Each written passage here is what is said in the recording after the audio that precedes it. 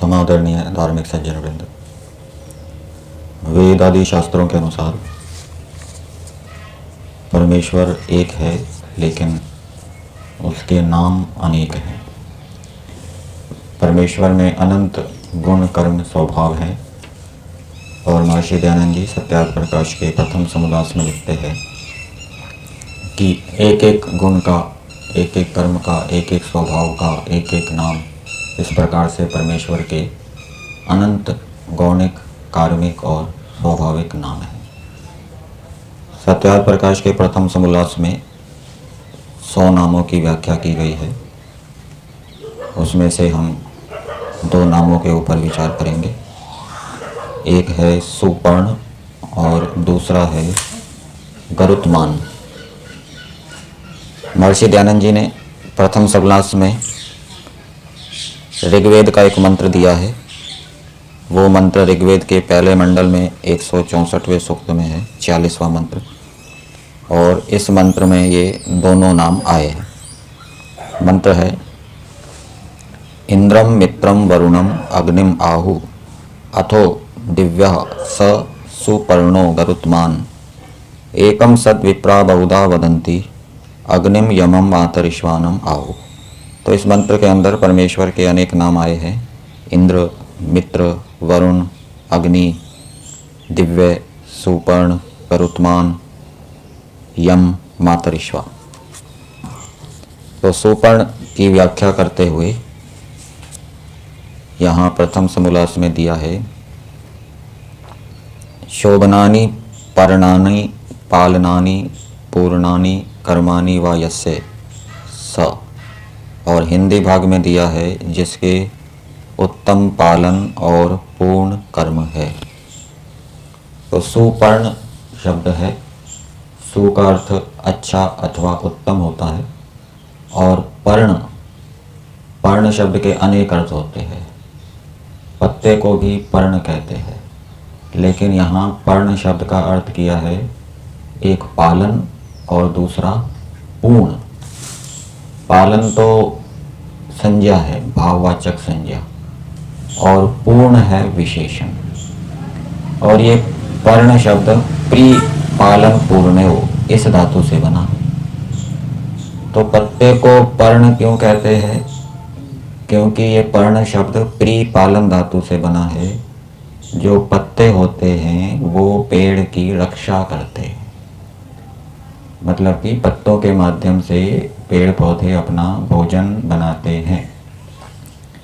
इस प्रकार से वो पेड़ पौधों की रक्षा करते हैं, इसलिए उनको पर्ण कहते हैं, ऐसा समझना चाहिए। तो परमेश्वर के उत्तम पालन, परमेश्वर का जो पालन है, परमेश्वर जो रक्षा करता है, वो उत्तम रूप से करता है, इसलिए परमेश्वर को सुपर्ण कहते हैं। परमेश्वर किस किस की रक्षा करता है? जड़ पदार्थों की भी रक्षा करता है और चेतन प्राणियों की भी रक्षा करता है। पृथ्वी की रक्षा करता है, पृथ्वी के चारों ओर वायुमंडल का आवरण बनाया है। शरीर की रक्षा करता है, शरीर के ऊपर से लेकर नीचे तक त्वचा का आवरण है जो शरीर की रक्षा करता है। इसी प्रकार मस्तिष्क की रक्षा के लिए उसको खोपड़ी के अंदर स्थापित किया है। आँखों को भी गड्ढों के अंदर स्थापित किया है। हृदय है वो भी पसलियों के अंदर स्थापित है, सुरक्षित है। इस रूप में परमेश्वर इनकी अच्छी प्रकार से रक्षा कर रहा है। और प्राणियों की भी रक्षा करता है। जब मनुष्य की संतान उत्पन्न होती है तो प्रारंभ में उसके दांत नहीं होते, और फिर धीरे धीरे एक दूध के दांत होते हैं, फिर दूसरे दांत आने लगते हैं। तो जब तक उसको दूध की आवश्यकता होती है तब तक दूध के दांत रहते हैं, और फिर जब उसको अन्न आदि की आवश्यकता होती है तो फिर समय के अनुसार दूसरे दांत निकल आते हैं। ऐसे ही परमेश्वर ने भिन्न भिन्न ऋतुओं में भिन्न भिन्न प्रकार की फल औषधियाँ उत्पन्न की हैं जो मनुष्यों की, प्राणियों की रक्षा करती हैं। तो इस प्रकार से परमेश्वर उत्तम रूप से जड़ और चेतन पदार्थों की रक्षा करने वाला है। दूसरा पर्ण का अर्थ किया है पूर्ण। एक पहले अर्थ किया था पालन, दूसरा अर्थ किया है पूर्ण।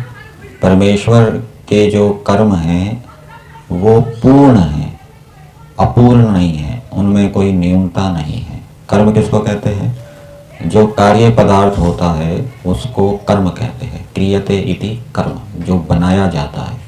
पृथ्वी बनाई गई है, भिन्न भिन्न मनुष्यों की जो शरीर हैं अथवा भिन्न भिन्न प्रकार की जो योनियां हैं उनको बनाया गया है, इनमें कोई कमी नहीं है। संध्या के मंत्रों में आता है यथा पूर्वम अकल्पयत, जैसे परमेश्वर ने पूर्व सृष्टि में सूर्य, चंद्रमा, वायु, अग्नि, मनुष्य आदि प्राणियों के शरीर बनाए थे, वैसे ही इसी सृष्टि में भी बनाया है, आगे भी बनाएगा। तो परमेश्वर के कर्मों में, कार्य पदार्थों में कोई कमी नहीं है। यदि कमी होती तो परमेश्वर अपने रचनाओं में कुछ परिवर्तन करता। पहले जैसे मनुष्य का शरीर था, इस सृष्टि में वैसा नहीं होता, उसमें कुछ सुधार होता। आगे की सृष्टि में भी सुधार होगा, परंतु ऐसा नहीं होता। तो परमेश्वर के कर्म, परमेश्वर के जो कार्य पदार्थ हैं वो पूर्ण हैं, उनमें कोई न्यूनता नहीं है। और इससे ये भी सिद्ध होता है कि परमेश्वर का जो ज्ञान है वो भी पूर्ण है। परमेश्वर के ज्ञान में कोई वृद्धि, ह्रास नहीं होता। परमेश्वर के ज्ञान में कोई कमी नहीं है। फिर दूसरा शब्द आया है गरुत्मान।